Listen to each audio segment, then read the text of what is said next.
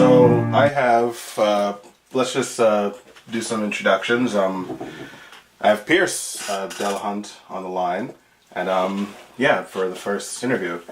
I guess I could start. I found out about you. I met your sister, Tori, on the set of this Italian musical. We were extras, and we just connected through there. And one day we were... What? I did not know that you met through an Italian musical. That's fun. Yeah, it was the best. And for some reason we were talking about comics, and she dropped your name in because apparently you like that type of thing. That's true. And she was just like added you on Facebook, and I saw that you do a lot of like activism stuff, and that got me interested because I've been thinking about getting more involved in activism myself. So. You just seem like a person to sort of get the ball rolling on this. Thank you. So how'd you get started in this whole activism thing? Like, give me the sort of run up to that part of your life. Sure. So I think that, like, growing up, my parents always had a strong, like, treat everyone kindly ethic. And that was very much instilled in us and modeled and explicitly so. At the same time, I don't think they had a strong anti-oppressive or institutional framework to teach us, but they were very clear on treat everyone well. Right. And I think that is kind of the bedrock of my activism, is growing up with that. And I always had a strong sense of fairness and wanting that. And then I remember, being going through my teen angst and hating my educational obligations, especially because they were so irrelevant to me and to what I wanted. And so with that, I kind of got disillusioned with school and wanted to drop out. But then I found... actually, it was my mom who found my second high school, which I fell in love with. And for a long time, I was interested in why was this school so great and the other schools I went to not so great. And I came to social emotional learning, which I got really interested in and loved the concepts of. Social emotional learning is just a broad umbrella term, kind of like science or math or English or history, but it refers to any educational content that helps us understand our feelings and our relationships and what we can do about them. And so I got really interested in that. My second high school doesn't address that explicitly, but I think they have a much better implicit grasp on that. And then eventually I got into more direct activism. So I was always passionate about giving and peace and that kind of thing, and the good work that charities do, but I got more into direct activism, and especially with an anti-oppressive framework, slightly more during college, and then a lot more in my grad program, which is the Institute for Humane Education, where we learn about social issues, and then we learn about how to teach about social issues, and then also especially after joining Resource Generation, where Resource Generation mobilizes people with more privilege to leverage that privilege in solidarity with those with less privilege. So they focus on wealth and class privilege, but they work with all the privileges. And so I definitely got a really solid anti-oppressive framework education from them too. And so it was kind of from that series of things and doing my own work in educating toward those things as well with Youth Empowered Action, where I teach activism every summer. And it's also a great way to learn even from the perspective of a counselor too. And so it was through the development of those things that I came to have my much stronger now political analysis and dedicated myself to doing something about it. Right. Would you say you were in terms of your political beliefs, would you say there was a time before you were sort of on the left? Would you say you were an apolitical person before? Yeah, I was, when I was much younger, I was the kind of person who I would hear people say, like, for me, the personal is political, and I would roll my eyes, like, get over yourself, man. Like, that stuff is so boring, and you only get caught up in problems when you do that. Like, just live here right now, kind of thing. And eventually, I realized that that kind of approach wasn't exactly working for a lot of people. And I always had definitely socially liberal mindset. I think I went through like a high school libertarian phase where I had the social liberal, but like just wanted, the small government and be left alone thing, which I think is a lot of rhetoric for other things today. Yeah. But now I would identify more as a radical liberal, and I would say that, I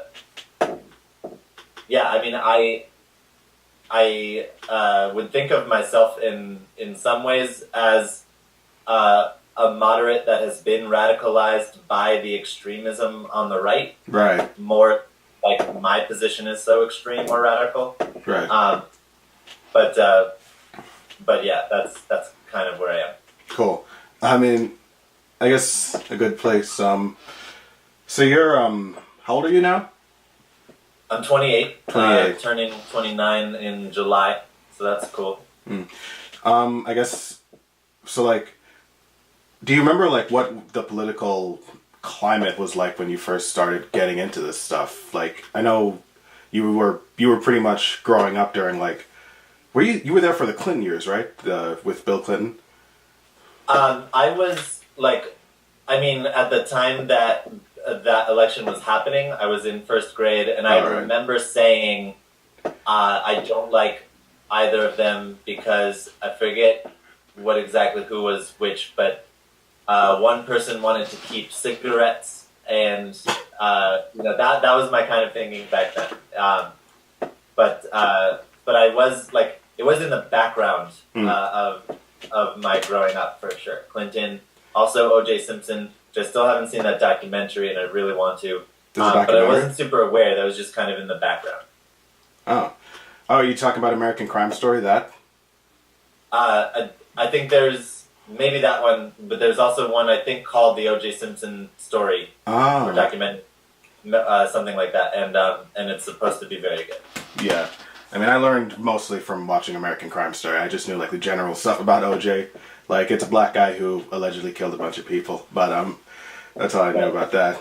But cool. I guess my next question would be, now that, did you vote for Obama by any chance, or? I did. That was actually my first vote in the presidential election. Oh, lucky you. Yeah, and that felt pretty good. I remember texting my mom. I just voted my first time, and she texted back, "Big deal." She's kind of Jake. And so then when Obama won, I texted her back, "Big deal." So I thought that was pretty good. Cool. Did you vote for him the second term?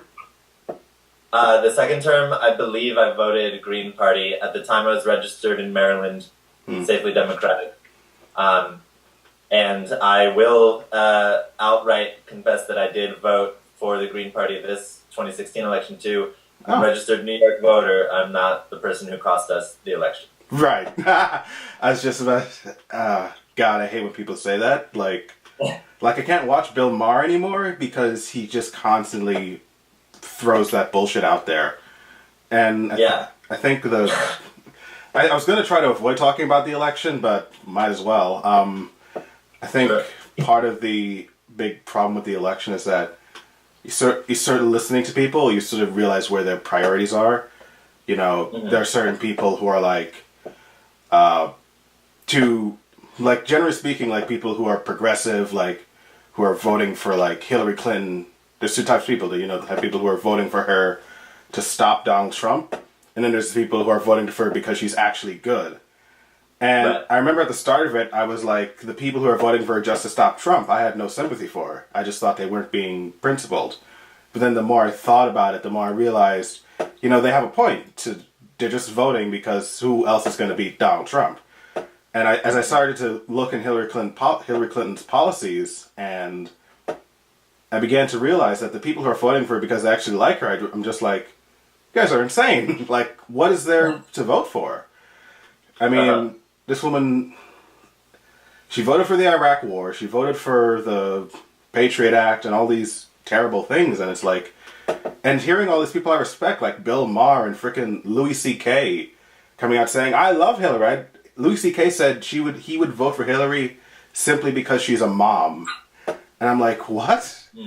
It was so weird, Just listening to all these people, everyone sort of justify their opinions during the election. Sure. Yeah. Yeah, I think we so often try to simplify, and for obviously valid reasons in some ways, but like there was so much going on there that it wasn't simply one camp versus another. There was a lot of different people with a lot of different opinions, and some of them were great opinions, and some of them were I remember being really confused by a lot of the stuff people were putting out. And I mean, it's one thing to offer a critique with the intention of better understanding and more constructive future behavior. It's another thing to simply just rail against something. Then it's like, what are we doing? Are we venting our anger, or are we feeding our anger, or what is the purpose here? Because I think those are two things we often confuse a lot: venting and feeding our anger. And one is helpful and one is not. How would you define venting versus feeding? Like, how would you differentiate those two? Yeah, I think that that can be tricky. I think feeding is going to be something that encourages that later. Like, I know when I'm angry or anxious, sometimes I just look for Twitter headlines to be angry about, even though I'm already angry. Like, I just want an excuse to express my anger. But I don't need an excuse to express my anger. If I'm feeling angry, I can just say I'm angry and I don't know why. I don't need to look for a Twitter headline. And I can vent about why I'm angry without finding more things to get me angry. Right. I think that's one key distinction. I'm sure there are many others in there. But yeah, so the venting, I would think, is like when it gets too much, like, let it off so that I can then constructively sublimate that anger in some way. Venting has the purpose of getting myself to a place where I can constructively express it, whereas feeding is meant to get me more angry. Makes sense. I feel like a lot of people, especially on the far pro-Trump side, we're definitely doing the more feeding the anger part than venting. Cause yeah, I would agree. Yeah, because I actually did know. I did know one Trump supporter personally. And part of the reason why you'd see, if you look at my Facebook, I'm always defending sort of Trump supporters. I feel like I have a personal investment because this might get a little too personal. But this Trump supporter was the guy who was sort of helping me through my depression. So that put me in between a rock and a hard place as the election got more and more intense. And as I'm reading through his Facebook feed, and I'm starting to think about, the question was coming up a lot. I think it was mainly after he won. How much, whether or not you should still be friends with Trump supporters, and I was definitely in sort of the crosshairs of that. I still keep in contact with him because though I do feel that there is some cases where it might be best if someone really has disgusting political beliefs and they're constantly sharing that on social media, maybe it is best to cut them off. I don't know. Did you ever have to cut someone off because of their political views? Yeah, I've always been really fascinated by that conversation. I've never had to. No. I've certainly gotten fed up with people and needed space from them for a time. I've not completely cut off anyone. My view on that is like for me personally, I prefer to lean into that kind of tension on an individual basis. And I think that engagement in that way is really important. When it comes to something like other countries and institutions, I think that sanctioning or shunning or boycotting can be really effective in that way. But when it comes to personal relationships, I think engagement is generally the best strategy. But I would never tell another person that they need to lean into that tension, because it's up to them to balance self-care with responsibility, and I can't say what that balance is for someone else. I remember with there was like a movement among mostly white people to unfriend their racist friends, and that seemed counterproductive to me in many different ways. One of which was like this idea that if all the white people unfriend their racist friends, then racist friends are either going to be hanging out with other racist friends, or they're going to confront that situation with people of color, which doesn't seem fair. That seems overly burdensome. Right. Yet again, people of color. Then also is this idea that like, okay, so where is the line of being a racist that I unfriend you? Because like, I believe that we are all racist because we live in a racist culture. I believe that racism, I believe that systems of oppression are cultures, which I think doesn't often get talked about in a way that represents what it means to be a culture. So if we all live in a culture of racism, then we're all racist. And I would say that even people of color are racist insofar as internalized racism. I reject the idea that people of color can use racism against white people. But I think most people would agree that we all have internalized systems of oppression. So like, I've internalized racism too, not against myself. I don't experience white guilt, which I try to constantly convince people who say that I must have white guilt if I'm doing any anti-racist work. But so that idea that like, so if we're now trying to unfriend all our racist friends, then like, where's the line? Which racist friends do I unfriend? Especially if we're all racist, like how far is that line? Then it becomes this arbitrary set of rules, which seems in itself oppressive in a way, because now I'm trying to live to this externality rather than asking myself, what can I handle? How can I help this? How can I leverage any privileges I have? What relationships do I value, and how can I build those relationships, and what am I comfortable with? So like, if I personally can engage with a person who explicitly identifies as a Nazi, I will have that conversation with them. And I understand that not everyone will, and that is fine. But the idea that there be a rule that we can't talk to them seems counterproductive, except for a rule of not talking to them as an institution. Because I think that on a personal level, the tactics of isolation and disengagement don't work, simply because there's so many people out there, like, they can find other people to be friends with. It's not like now they're experiencing a sudden loss in their personal investment, where an economic investment, they might feel that. Something like that. So yeah, personal, I lean toward engagement. Institutional, I lean toward divestment. So when you say like institution, is that me? Or oh, I don't know. Oh, I think it might be an echo.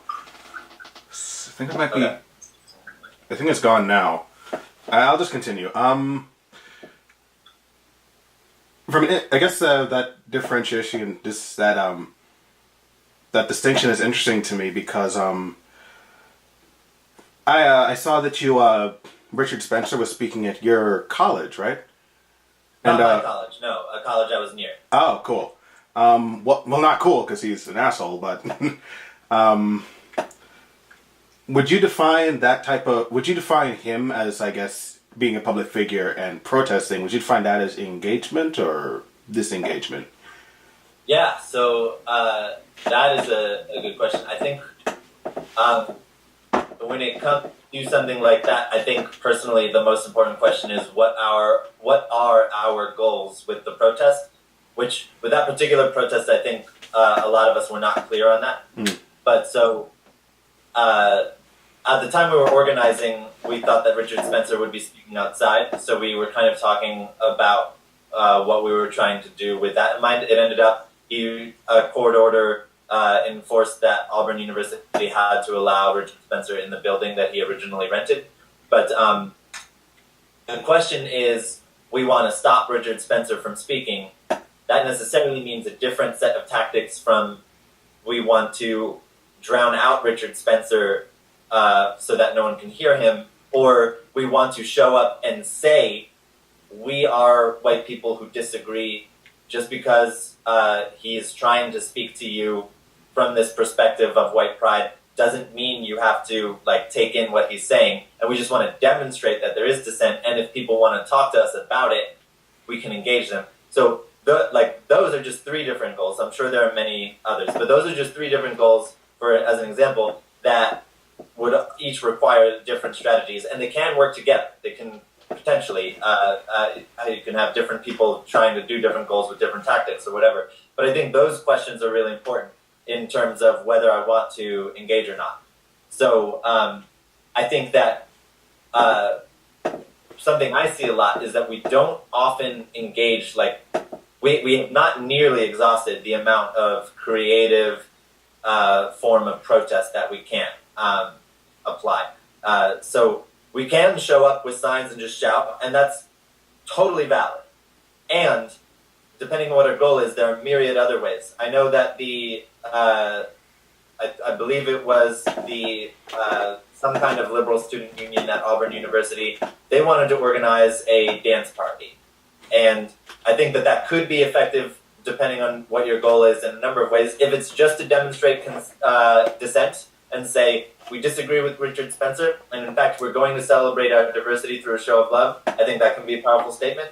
If it's, we think Richard Spencer's about to speak outside, so we're going to bring really loud speakers and drown him out while we're dancing and dressed fabulous, and see how many white nationalists can really like focus on what he's saying with that going on right next to him, that can be effective. So like those kinds of questions are definitely relevant. And then I think it would be cool, for instance, on a day like that where Richard Spencer is coming to a university, if multiple people throughout campus and throughout the town even give different famous civil rights speeches throughout the campus. So if anyone is trying to walk by, they're aware mostly of the people, of the fact that Richard Spencer is coming to town. So that is in their minds all day, but now they can't escape the counter argument against that, or forces for civil rights and equal rights to have at least just as much a presence in their minds as this idea of white nationalism. Because if white nationalism comes in and there's no dissent, I think that can be problematic. This idea that you just let people speak and then they nobody pays attention to them. I think that argument has a place, though I don't agree that is the approach to use with someone coming to a university and speaking. I think actually the Black Student Union at Auburn University had a great approach, which was it was a free event, so they just sat as much as they could because it was a big line, but they just sat as much of their own selves in those seats as possible, so that they basically sat in silent protest where Richard Spencer's message wasn't getting through to them. I think they engaged him a little bit in the question and answer session.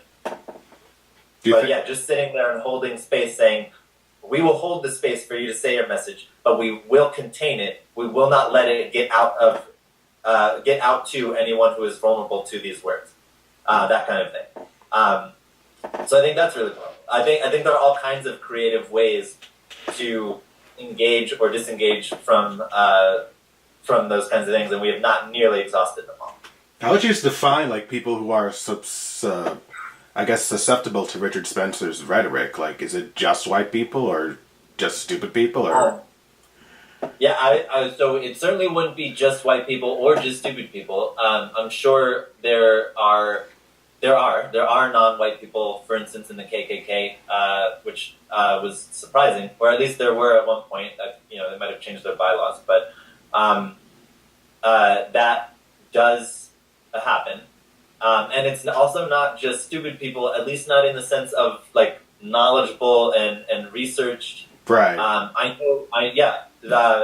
sure you do too, but I know people who, they know their history. They can talk about it, and like that has not surprised me, at least not for a very long time. But it does. I am surprised by how many others are surprised by how you can be smart and still very explicitly prejudiced. I think in some ways I have very much value intelligence, and in problematic ways, and in some ways I have rejected this idea that that intelligence or the kind of idea of like expert. I've rejected that, like an arrogant intelligence, or at least I try to. Though that can also be problematic. Everything can be problematic. But I remember I went to summer camp, a magic summer camp, where I learned magic tricks. But one of the things that they taught us, actually like enforced a good amount comparatively in terms of psychology, was that it is often the people who think that they are the smartest that are the most easily fooled. And something about learning that at magic camp, I think, helped me in understanding that you can be smart and still have a lot of problems in a lot of your views, or being fooled. And one thing that I think is hard is that it is one thing to fool a person. It is another thing to convince someone that they have been fooled. But then to convince someone that they have been fooled when the way that they were fooled was that they were convinced that they were fooled, if that makes sense, that is really hard. So I think that one of the ways that white supremacists spread their message is by saying to people, you have been fooled. And then people perk up and they say, why have we been fooled? And then sometimes they get sucked into that message of we've been fooled. And now we're trying to tell them, no, you weren't fooled before, now you've been fooled. That is really hard. Telling someone that they have been fooled by being convinced that they were fooled, that is, I think, a really hard message to get across. And to somehow engage that in a productive way is difficult, but again, we need to find sources, creative ways to do that. With our protest, that, I think, feeds the machine. But if we're protesting and saying, like, we don't accept this, we're not trying to get anyone upset. We just don't accept it, and we're expressing that. And if you agree, you can join us. Like, that kind of messaging, I think, is much more effective. With my activism, I don't try to get people angry with my activism. I find that generally that is not helpful. I can understand the impulse to try to get people to be angry because it seems like a very concrete way of getting someone to care. But I think that there is an extreme difference, if subtle, but still extreme, difference between getting someone to care and getting someone to be angry. And especially coming from social emotional learning, I think of a lot of my work as uniting the social emotional learning with the activism. And social emotional learning, we don't preach, go around, get people angry. Anger can be motivating, but that needs to be used in a very particular way. And I'm not going to get people angry and just let them figure out how to use that anger productively without, like, saying, like, hey, if you're angry, like, here's something you can do. Like, I would want to work with them on that. And in a protest, like, most people aren't doing that just because it's a big space and we're trying to get a lot of attention. So it's about what message we're sending in that context. If we're sending out the message to as many people as possible, get angry, I look at that as likely causing more problems. If we're sending out the message to as many people as possible, we don't accept the message of Ann Coulter or Milo Yiannopoulos or Richard Spencer, I think that's powerful. But but yeah, it's again about strategies and messaging and tactics and all that. I guess this so the whole conversation about protests is interesting because and also because it's also a word words have become so much more important now in this day and age, and I just got over a really dumb discrimination case against me, so that was yeah, it was the worst, and it wasn't that bad because it was just like a minor thing, but.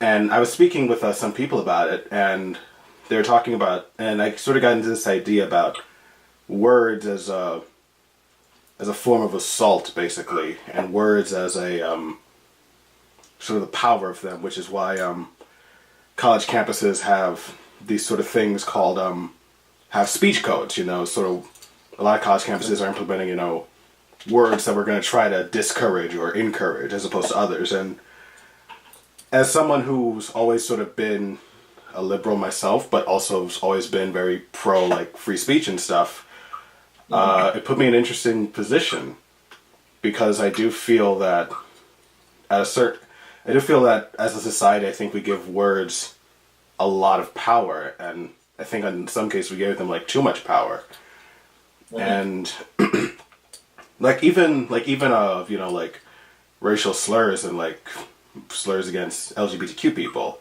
I feel like we give too much power. You know, and I know this personally as a bisexual man myself who was called a faggot numerous times by my father. That affected me a lot, and I feel like we have such a visceral reaction to words. Some people view that as our greatest strength as liberals, but a lot of people view it as our greatest weakness, and I'm still sort of parsing that out because you see a lot of liberals talk about this idea of hate speech and how how institutions like college campuses or even the government and some more radical people would say should leverage that. I guess it's just it got me this whole protest thing got me thinking about that. Like, is your job like sort of mitigating hate speech? Would you say that's a part of the reason why you protest too? Yeah, I think that, I would definitely say that is part of the reason for protest, certainly.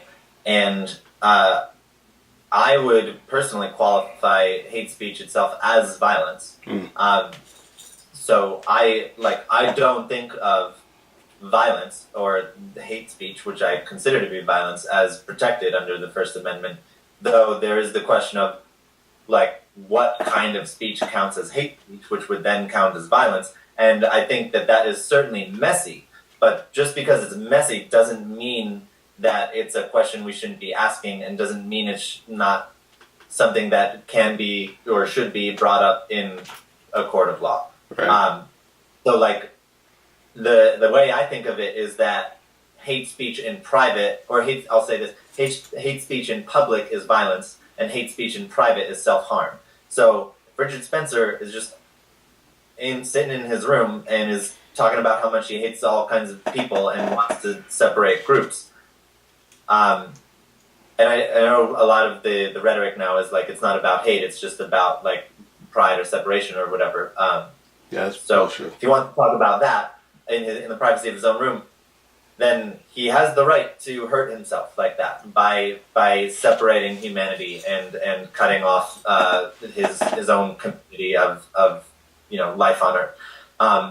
But Richard Spencer, while he's not in the position of President of the United States, while he doesn't run an army or anything, he does certainly have a following. Yeah. And when he goes to a college, he's not simply speaking an opinion, he's organizing. And that, I would say, is violence. He wants a white United States. And he has said as much. He may not have ever said, and maybe he doesn't, hate black people. I can't look into his heart and know whether he hates black people. But the idea of separating the United States from all non-white folk, I believe that is violent in and of itself. And organizing people toward that, I believe, is violent. So I would say that that's not protected, um, and that there can be measures taken against that. Of course, that I think that it is much simpler than simply saying like, or I think it is much more complicated than simply saying, well, now we know, and now Richard Spencer's got to go to jail or be fined or whatever it is. I think that we need deliberations about every individual case, and that can be awful and messy. But once we get that ball rolling, we can have things like precedent, and I think there's plenty of precedent for someone like Richard Spencer. But certainly some people are going to be more nuanced, simply because there's always a weird gray area. Yeah, like I was I was gonna say, like, in my school, like there was this whole snafu about these guys. They didn't identify who, but they were putting around Trump stickers, and some people said that whoever is doing that ought to be like suspended, or that there were a lot of complaints filed against the affirmative actions office, for that. Mm. And I'm sorry if this is like going off on a tangent, but I mean to say that it's interesting that, because the reason I asked to define hate speech is because I feel like, as you sort of alluded to in one of your as you were speaking, that I feel like anything can be problematic, and sort of anything could be defined as thus be defined as hate speech, which is why it's sort of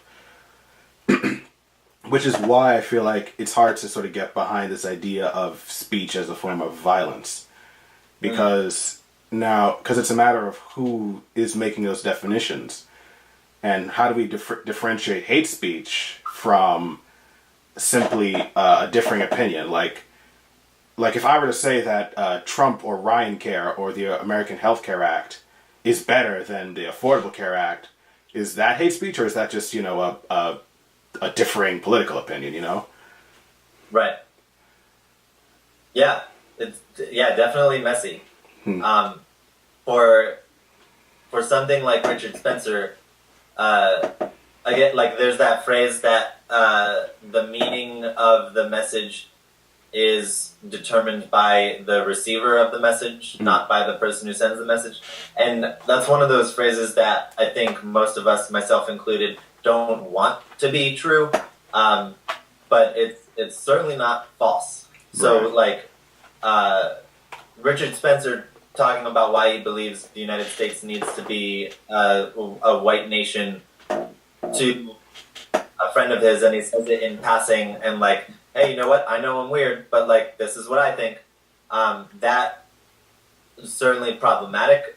I don't know that I would count something like that as hate speech. And whereas, like, him speaking at a university, again, because it is intended to be given to a group of people to convince them to join this movement, that becomes organizing. And then it's no longer just like, hey, here's the thing I think. It's, hey, who wants to join me in this effort? Hey, who wants to mobilize? Hey, who wants to take action? And then I think that there is a very clear demarcation there where Richard Spencer's words do become violence. And we have, the concept of separate, not equal, or the throwing away of that concept of separate but equal, and to contribute to this conversation of, like, if you want to move everyone who's of color out of the United States, then that is inherently saying we are not equal. Right. Then, I mean, if Richard Spencer thinks that everyone is different, and it's not about any kind of value system or anything like that, why don't we let everyone of color stay in the United States and all the white people move out? Yeah. Like, why should we get to decide who does what, especially when we're the image, like, all those kinds of things. It seems to me that at least Richard Spencer talking at a university is clear to me that it would qualify as hate speech. But I would just be one juror or however that ends up going through legislation, if it ever would. Yeah. I think I'd like to move the conversation a bit away from sort of protests. Sure. And I think more towards, I guess, a part of your activism, I'm assuming, is like LGBTQ rights as well. And do you also deal with Muslims and other religious people too? I don't know exactly how I deal with them, but I definitely advocate religious equality for sure. Right. So like right now I'm traveling the country primarily through the South, and a big part of my activism is I have a couple of threads on this trip. One is doing my own activism, which tends to be micro demonstrations, Right. Which I talk about, and then the other. One other is supporting the activism of the community as I pass through. So it's not just me doing my own thing. I want to get involved. And then there's also the thread of like wanting to engage. Like I'm showing up in the South as a northern liberal activist New Yorker. I want to talk to conservative rural Southern folk, and I want that conversation going for a couple of reasons. One is that I want to be building relationship with them. I think that building relationship is one of the best ways in working toward uniting people, in creating change. And I think relationship building is kind of the point of social movements in general. Is that like I want a world where we have better relationships with each other, and I also want to model that kind of work can be done. Is a liberal New Yorker talking to a Southern conservative, and it's messy, sure, but we have that conversation. I think that needs to be balanced with the idea of legitimizing problematic views. For instance, I think, in talking about Bill Maher and Milo Yiannopoulos again, I think that conversation, I would say, ended up more legitimizing and normalizing Milo Yiannopoulos than it did, say, holding Milo Yiannopoulos accountable. Interesting. But again, that is partly about the setting and the context. Like me having a series of one-on-one conversations that I don't have a national following. I'm just trying to talk to people and build relationships, and that is the stated goal. That's one thing. If I have a national television show and it's exclusive, and I get to choose whom to invite, and I haven't invited anyone from Black Lives Matter onto my show, and I do invite Milo Yiannopoulos, and then we focus on relationship building rather than me saying hey Milo, what about this thing you said? How can you honestly believe this? I'm trying to hold you accountable right now. That kind of messaging, that is problematic in that it does normalize and legitimize much more than it is about working together in any capacity. Because if we want to work together with Milo Yiannopoulos, that, there's a way that can make sense to me, but it needs to be handled much more differently, I think. And if we're going to want to work together with Milo Yiannopoulos in that way, then we need to also work together with people from Black Lives Matter, for instance. Yeah. Well, I guess it was just interesting you talking about the Bill Maher Milo incident, because that seemed to be sort of like the election and the Berkeley protest. It seemed like a defining moment for the left. I actually personally, and I think a lot of people would, agree with me, that after seeing that, that was when I realized how profoundly full of shit Milo Yiannopoulos really is, I think having him be on Bill Maher's show, and I think he got confronted by, the right people, and just seeing the way he reacted to disagreement, I think that sort of enlightened me to how really full of shit he was. So I do, I think though, again, that's more like an individual, that's more like a person-to-person thing, various people take away from that incident various different things, but I do think that, well, for one thing, I think you said that I'd like to get some more clarification on. Has Bill Maher really never had on a Black Lives Matter activist on his show? I don't know about any Black Lives Matter activists, but not the founders. Mm. That is my understanding. At least not before Milo Yiannopoulos. I don't know whether he's changed that since, but I doubt it. Right. Interesting. I guess the whole thing of going through that conversation and talking about that, I think a lot of people gave a lot of backlash to Bill and Maher because I feel like they allegedly bonded over Islamophobia, which to me, I don't think I didn't get from that. And I don't think that, and this might be a little more controversial, but I don't think that Islamophobia, as a lot of people on the left define it, is, I don't want to say real, but it seems like not as big an issue as I feel like a lot of people make it out to be, because I'm aware that Muslims are not treated well in this country, but I do think that there is a. Would you agree with the statement that there's something problematic about, I guess, Islam that might make it not to say that we shouldn't work with like fellow Muslims, but like who want to work on these issues, but that that there's something about Islam that is sort of antithetical to the goals of the left, and it's hard to, for me as an atheist, to like sort of parse that out. You know what I mean?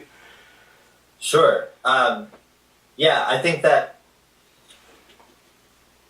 So, okay, I'll say that I don't think that there's anything wrong or anything antithetical about Islam to the goals of the left.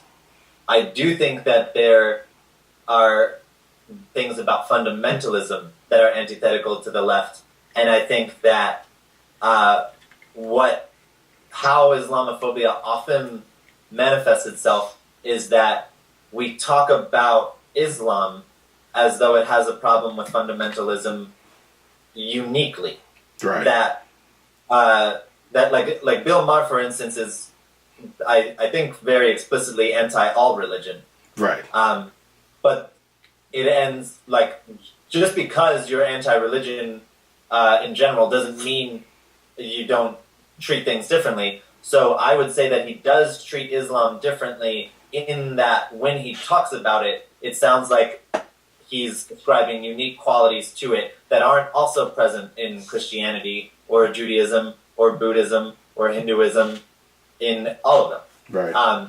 Just the same way that or not just the same, but similar, that like I'm not a fan of Trump or any of the people that he's appointed.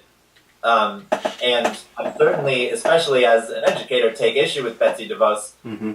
But I was seeing certainly people railing against Betsy DeVos in what I felt to me like a sexist way.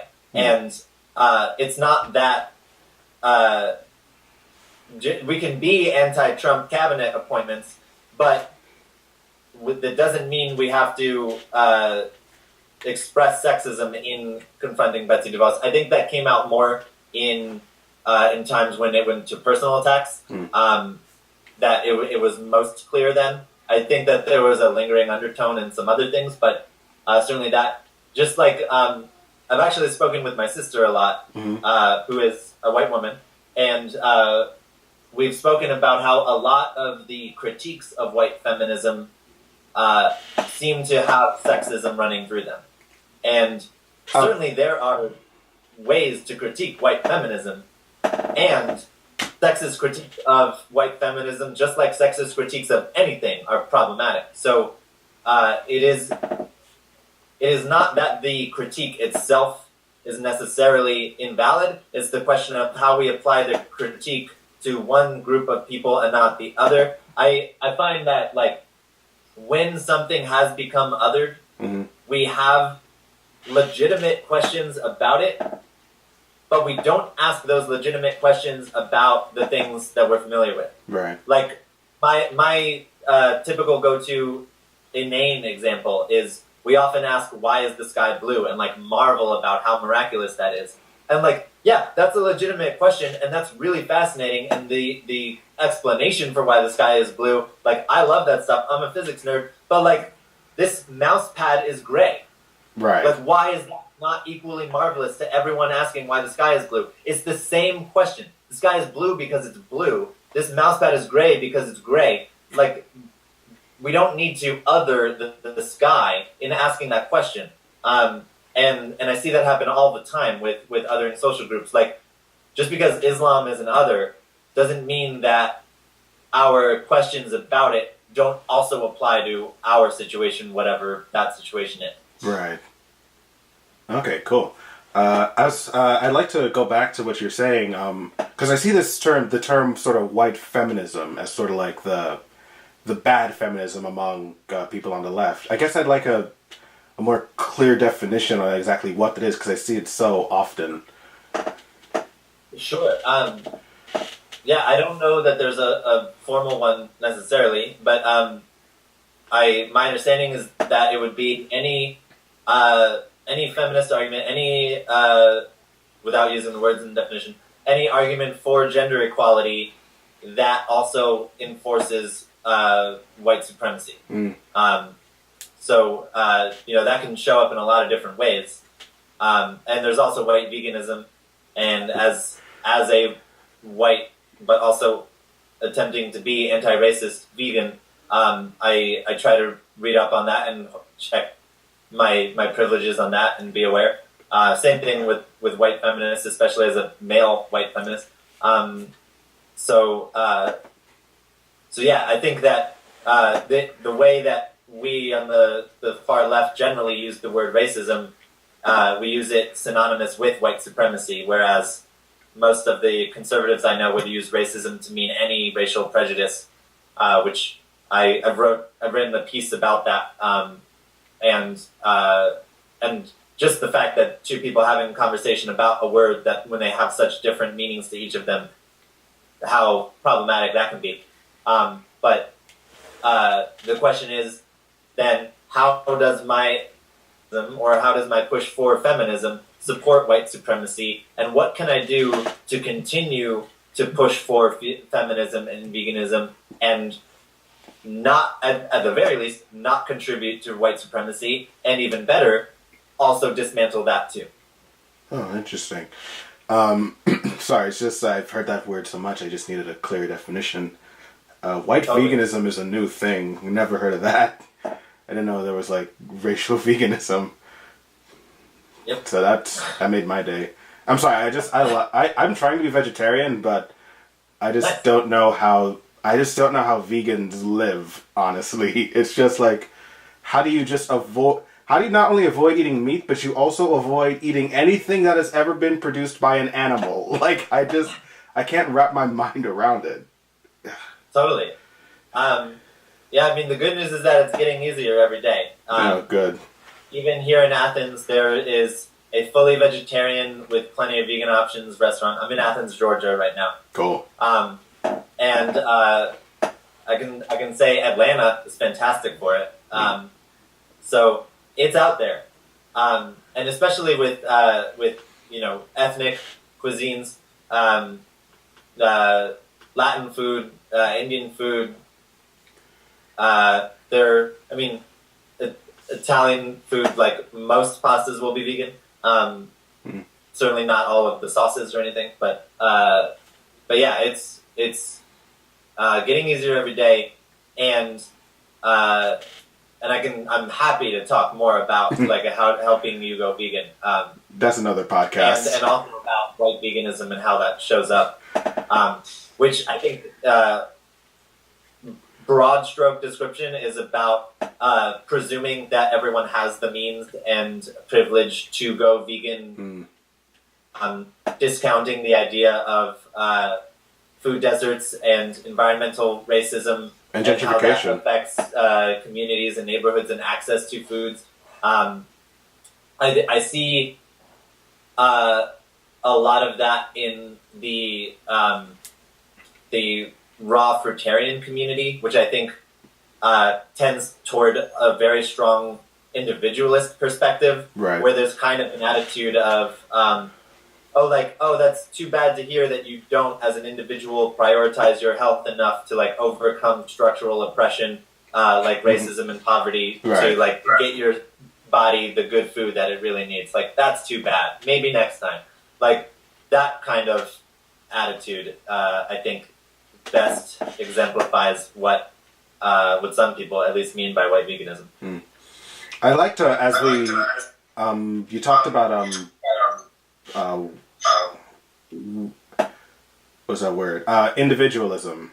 Because that's another sticking point that I've seen come up a lot. Sort of the idea that as we take people as individuals or as collectives. And I feel like a critique I feel that I've heard of your brand of social justice is that it's too collectivist. The way you talk about white people, the way you talk about men, the way you talk about black people and the state of the black community. I've heard that the critique a lot, that it's too collectivist and it's not based on you don't take into account individual experiences as much as you should.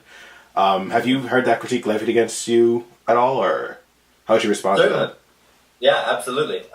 My cousin and I, and we're pretty opposite on the political spectrum.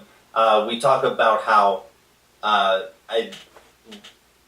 we think that fundamentally a lot of our differences in terms of opinion come out of individualism versus collectivism more than any other ideology. And so I've thought about that a lot, for sure. And I think that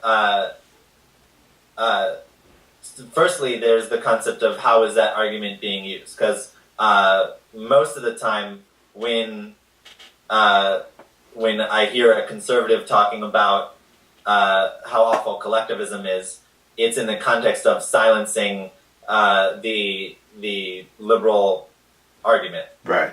Whereas there's definitely also the in-group conversation of like, are we discounting individuality too much, and how can we less discount individuality? Where and from within the liberal group, it would be about balancing. From the conservative folk levying that against the liberal group, it would be, well, if you want to balance individualism and collectivism, you need to scrap your whole thing and join us. Like that to them is their balance.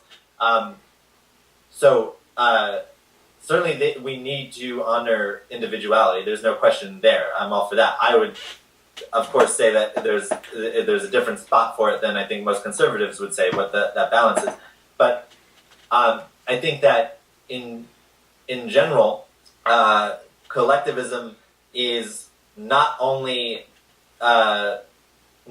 helpful for a variety of things, and actually there's a fantastic book called Classified, written by some members of Resource Generation, and in it I like a line that they say, to combat discrimination, which works by grouping people together, we need to reinforce narratives of individuality.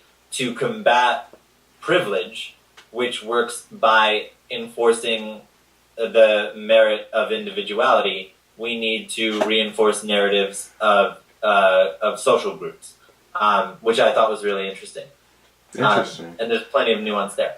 But so I would argue that collectivism is not only is the mark off for most conservatives, I think, in the balance of collectivism and individualism. I would also say that the more our human population expands, the more we simply need collectivism. That collectivism becomes downright necessary. Because when there were only 1 billion people on the planet, and pre-industrial revolution, who cares what you did in your own home? Like, who cares how much energy you used at the time? Like, the most damage you could do maybe would be like setting a forest fire, which was at that time, I think, still at least frowned upon, if not a crime.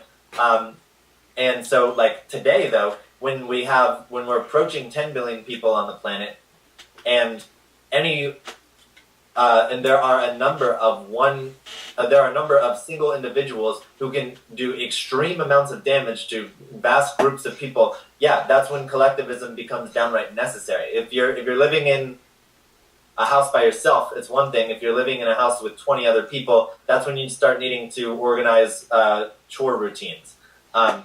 So so yeah, the question of individualism versus collectivism is definitely one that needs to be balanced, and obviously we're all going to disagree about where that balance is. But I would argue that the more a population increases, as well as the more that we're fighting for things like um, the end of disenfranchisement, Right. the more we need to organize together, because we have more power together. We know that we have more power together than we do as an individual. That's how we build movements, is by building these relationships and building power through community, and that's how we see change.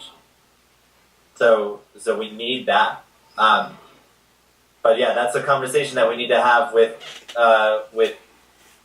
tons of people over and over again in Right. order to move forward.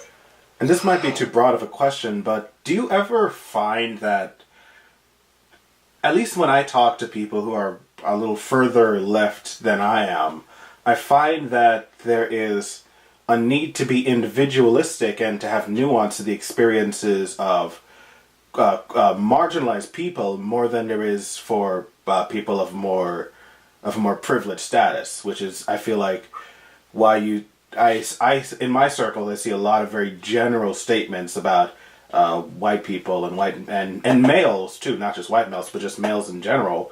And I've even seen it like against cis people, and not even cis people. Sometimes it'll be like against trans women or against trans men. I was just reading a whole feminist blog about that was basically railing against trans women, men who want to become women. I think they're called TERFs. Interesting.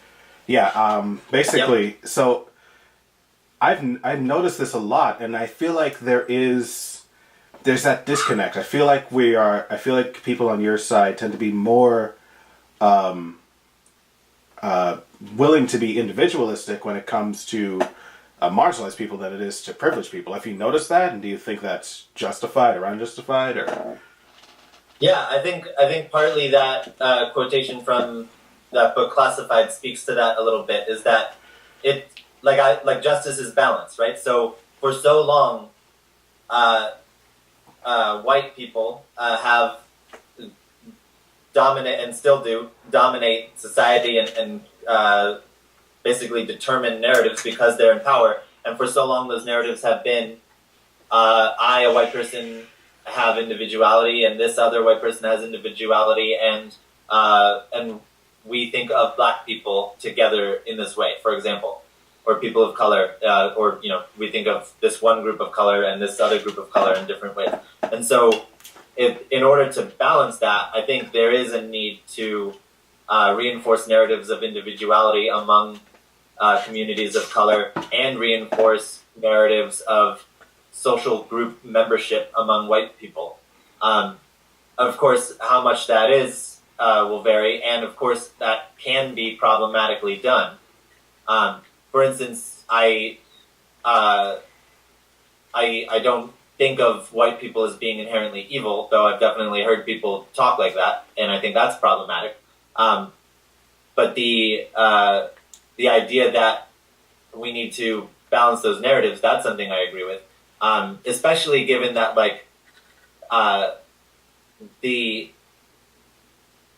those kinds of arguments, when they're used in favor of white people and against people of color, because of the current power dynamic, there's much less, because of the current dynamic, there's much more chance that will throw things into greater injustice. Whereas by telling narratives in favor of people of color and focusing and critiquing whiteness, that because of the current power dynamic, there's much less danger of rounding up white people and deporting them out of the United States, for example. So part of that is about just like the threat level and the narratives that we're reinforcing. Part of that is about creating balance or restoring balance, or if there ever was, to that situation. But yeah, to your point about there's the TERFs. I've also heard about SWERFs. There's sex worker exclusionary radical feminists and trans exclusionary radical feminists, and now they call them swerf and turfs. Mm. And so, so these are that feminists who. Yeah, it's. I laughed when I first started, but that I would definitely say is problematic for a couple reasons, not least of which is telling group narratives about disenfranchised people. But yeah, there's a lot going on there. So wait, swerfs are feminists who are against sex workers? Yeah, so they would argue that sex work in and of itself is oppressive. I'm sure that there are people who would phrase this differently or have different subtlety points about it, but that sex work itself is oppressive and that it can never be anything that a woman would consent to if she had the full capability of consenting given her situation, and so it's okay if our push for feminism excludes them or discounts them in laws, and we're not going to fight for their equal right. That kind of thinking. That's fucking crazy. Worthy. That's fucking insane. Excuse me for being elitist, but fuck me. I guess going back to that, the argument of collectivist narratives, sort of helping marginalized people. You're speaking more in terms of trans people and people of color. Would that apply to women as well? Yeah, I would say so. I was actually listening to a really interesting YouTube video. I'm a big fan of Crash Course on YouTube.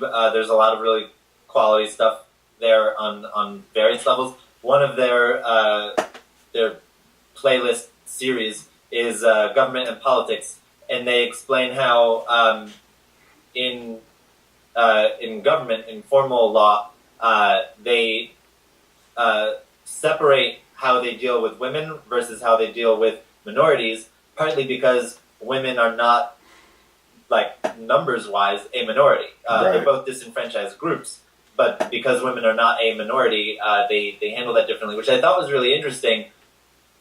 And I'm sure that question becomes relevant in some ways, but to the degree that both are disenfranchised groups, I think they both need similar treatment in terms of how to enfranchise them.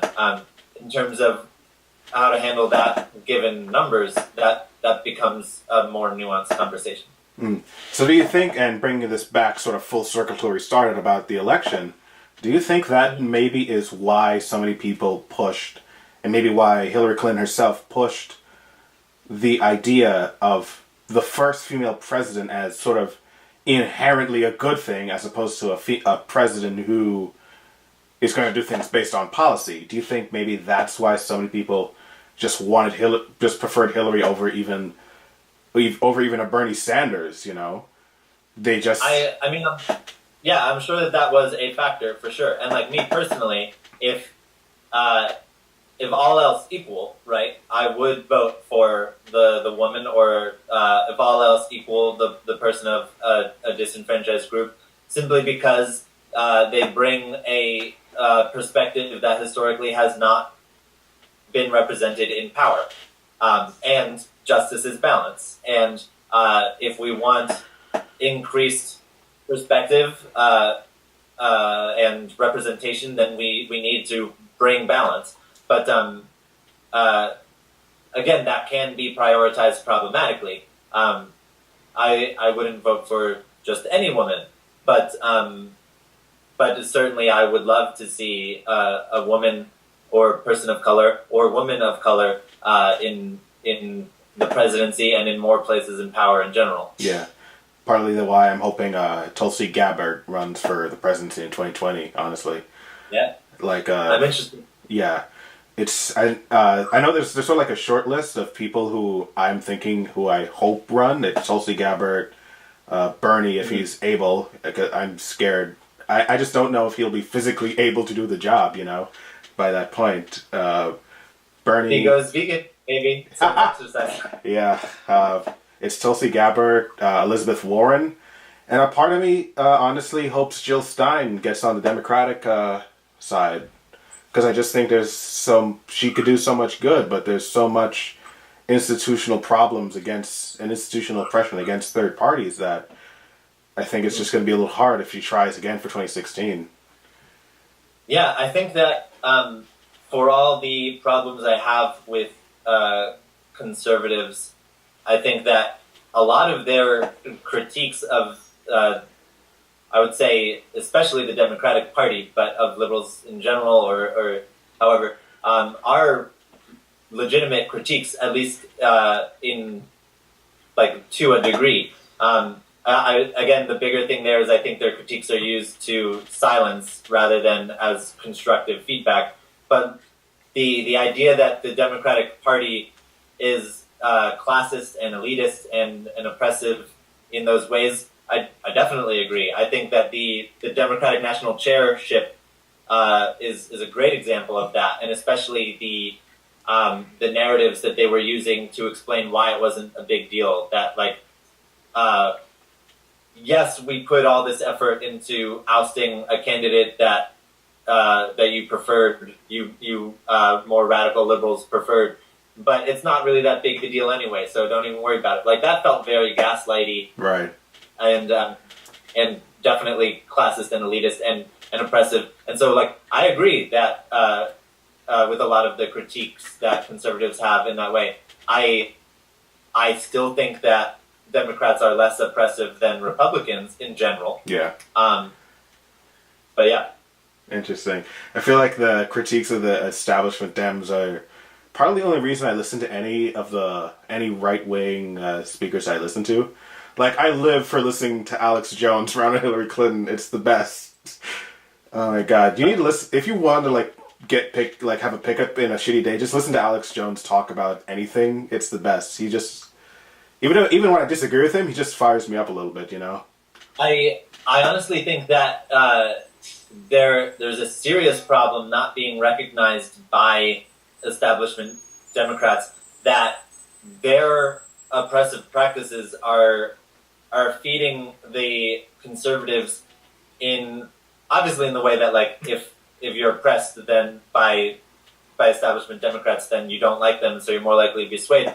But especially because conservatives dominate this anti-government rhetoric and anti-government narrative. So if we are convinced that all government is bad because we don't like Republicans or Democrats, then when we hear someone talking about how all government is bad and the need for small government, then we fall into that rhetoric. And I am much more receptive to conservative rhetoric than I am to what I would say is conservative reality. I think a lot of conservative rhetoric is really a smokescreen. Like the value of small government for most of the Republican scene, I think has nothing to do with small government as much as it is to do with empowering rich people. The same way the narrative of helping small businesses, I think, is really a smokescreen for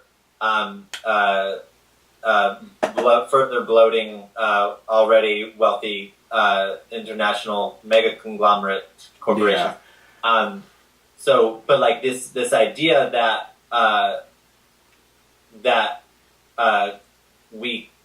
the fact that the government, the Democrats, let me start over. The fact that the Democrats can alienate us from government in general leaves us vulnerable to the already established conservative narrative of anti-government rhetoric.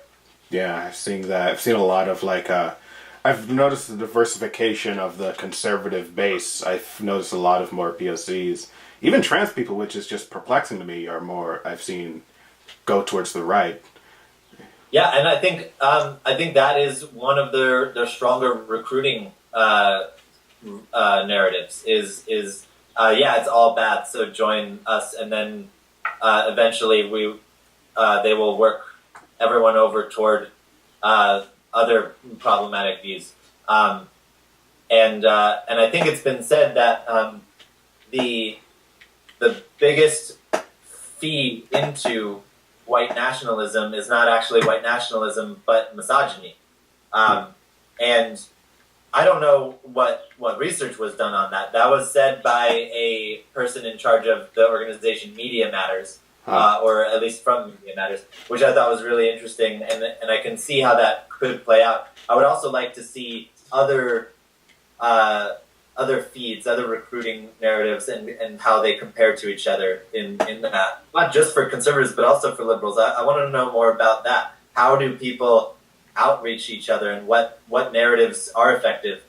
I find those to be really interesting conversations, especially as an activist doing the outreach. I want to know how that is done problematically, and I want to know how that is done constructively. Right. I guess for me, I feel like part of that for me as a person of color is sort of, I consider myself a bit more of a centrist. And I feel like some of the more problematic narratives tend to be based in collectivism, but also I think I'm coming from a unique perspective. I acknowledge I am middle class, sort of like true middle class, like so that gives me a bit more of a, so I have a class privilege that a lot of people in this country don't have. So I feel like, especially after talking with you, I feel like a lot of the narrative tricks used that would get me more to the left are more effective than I think most of the nation. Sort of like individualistic narratives, sort of anti-establishment Democrat narratives, I feel like are more effective on me. At least that's from my perspective. More individual-based argumentation, I feel like more effective to me. But that's also through my privileges and through my other oppression. What I guess as we sort of start to wrap up, if we could ask, what are some things that you hear a lot of people on your side of the political spectrum say that you'd like them to sort of stop saying? You know? Oh, so that's interesting. When I went to that Richard Spencer protest, I actually went there with Antifa, which is short for anti-fascism or anti-fascists, and that was really interesting. It was definitely a learning experience, and I came at it from the perspective of wanting to learn and see what they were about, because I had heard a lot of things, but I didn't know, and I think that they as well as like a lot of the far leftists in general have very legitimate grievances and are trying to find outlets for them that I think are not actually serving them. And I think that I believe very strongly, the way I think about them in my head is that there's a very strong difference between self-defense and violence. And in that vein, there is no need to adopt the rhetoric of militarism. If I'm against militarism, why would I adopt a militarism to fight militarism? That's a whole conversation about becoming the monster that we want to battle with. And I think that is something I would like to see less of, is much more of a living into the reality that we want by showing up in that way in our personal relationships, as well as with like more institutional relationships where that is appropriate and where that is strategic and where that can show up in that way. But that's something I would like to see, is a much, like, to be clear here, I'm talking about, I'm not trying to get into tone policing. I'm trying to talk about something greater than tone. It's not about whether we're angry. It's about what kind of rhetoric and messaging we're pushing, which is more focused on, for me, losing the militarism and push toward any kind of what I would say would like edge toward violence, whatever that looks like. And of course, there's the boundaries on that are specific and nuanced and all that. But But yeah, that's something I would like to see more of, is more living into what we want, which of course, obviously, we need to talk about the things that it means we don't want. I think that's incredibly important, because if we all just talked about how great it would be to live in love, we would still be doing problematic things, because in order to live into love, we need to set boundaries, and that means saying what doesn't work. But to adopt militarism against that, I think, is problematic. If you liked what you heard here today, please comment down below and leave a like. Thanks for watching, and I'll see you when I see you. Peace.